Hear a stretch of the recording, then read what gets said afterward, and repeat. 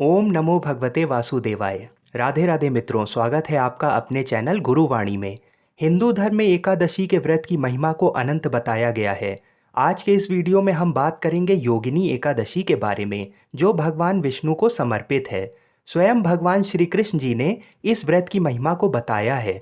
आषाढ़ माह के कृष्ण पक्ष की एकादशी तिथि को योगिनी एकादशी कहते हैं।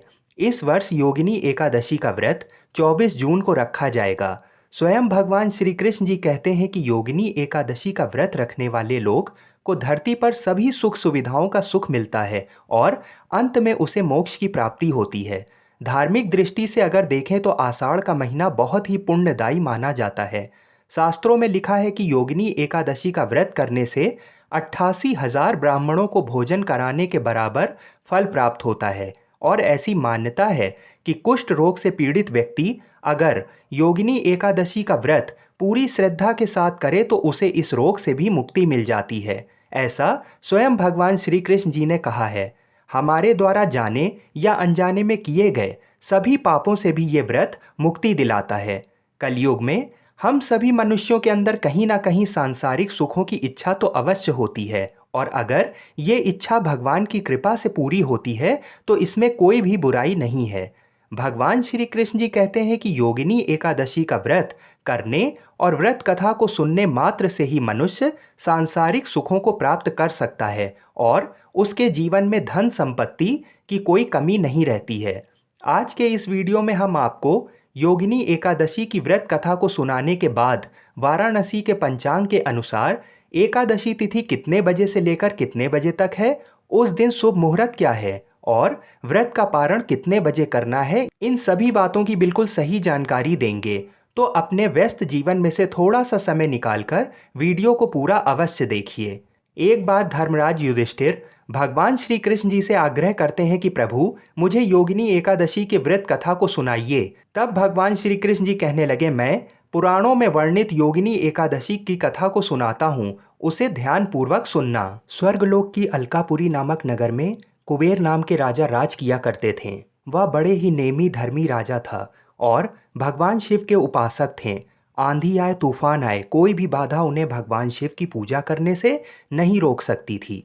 भगवान शिव की पूजन के लिए उनके लिए हेम नामक एक माली फूलों की व्यवस्था करता था। वह हर रोज पूजा से पहले राजा कुबेर को फूल देकर जाया करता था। हेम अपनी पत्नी विशालाक्षी से बहुत प्रेम करता था। वह बहुत सुंदर स्त्री थी। एक दिन क्या हुआ कि हेम पूजा के लिए पुष्प तो ले आया, लेकिन रास्ते में उसने सोचा अभी पूजा में तो समय है, क्यों ना घर चला जाए। उसने आते आते अपने घर की राह पकड़ ली। घर आने के बाद अपनी पत्नी को देखकर वह काम आसक्त हो गया और उसके साथ रमण करने लगा। उधर पूजा का समय बीता जा रहा था और राजा कुबेर पुष्प न आने से व्याकुल हुए जा रहे थे। जब पूजा का समय बीत गया और हेम पुष्प लेकर नहीं पहुंचा तो राजा ने अपने सैनिकों को भेजकर उसका पता लगाने को कहा। सैनिकों ने लौटकर बता दिया कि महाराज, वह महापापी है, महाकामी है, अपनी पत्नी के साथ रमण करने में व्यस्त था। ये सुनकर तो कुबेर का गुस्सा 7वें आसमान पर पहुंच गया। उन्होंने तुरंत हेम को पकड़ लाने की बात कही। अब हेम कांपते हुए राजा कुबेर के सामने खड़ा था।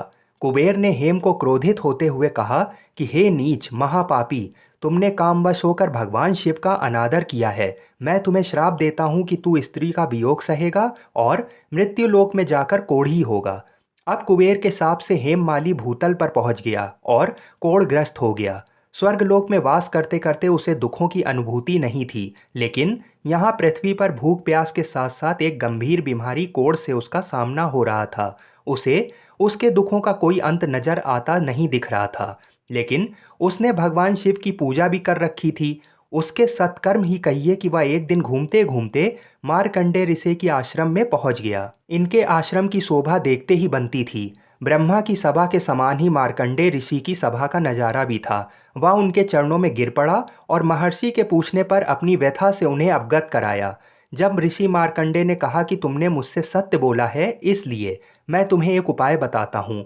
आषाढ़ मास के कृष्ण पक्ष की योगिनी एकादशी होती है। इसका विधि पूर्वक व्रत यदि तुम करोगे तो तुम्हारे सब पाप नष्ट हो जाएंगे।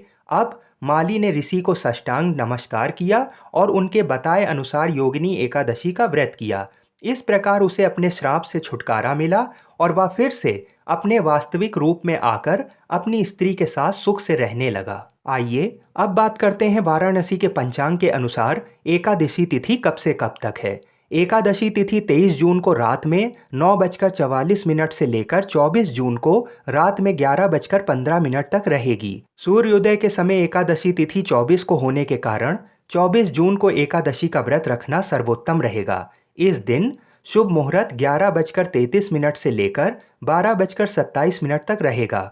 व्रत का पारण 25 जून को सुबह 7 बजे से लेकर 8:30 बजे के बीच में कर सकते हैं। पारण करने के समय किसी भी ब्राह्मण को दान दक्षिणा आदि जो भी आपका सामर्थ्य हो उसे देकर ब्राह्मण के चरण स्पर्श करके आशीर्वाद अवश्य लें, फिर उसके बाद ही अपना व्रत खोलें। इस पूरे विधि विधान से एकादशी व्रत करने से हम ऐसी कामना करते हैं कि भगवान श्री लक्ष्मी नारायण जी प्रसन्न होकर आपकी सभी मनोकामनाओं को अवश्य पूर्ण करेंगे। बोलिए श्री राधा कृष्ण भगवान की जय।